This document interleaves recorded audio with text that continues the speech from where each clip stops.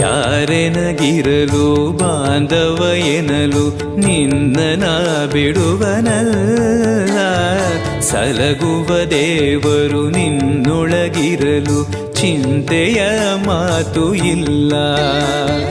ಭಾರವೆಂದು ಎನ್ನ ಎಣಿಸಲದೆ ಕಾಯೋ ಗುರು ರಾಘವೇಂದ್ರ. ದಾರವೆಂಬೋ ಆಧಾರ ನೀನು ಹಿಡಿವೆ ನಿನ್ನ ಪಾದ. ಪೂಜ್ಯಾಯ ರಾಘವೇಂದ್ರಾಯ ಸತ್ಯಧರ್ಮರತಾಯ ಚ ಭಜತಾಂ ಕಲ್ಪವೃಕ್ಷಾಯ ನಮತಾಂ ಕಾಮಧೇನವೇ.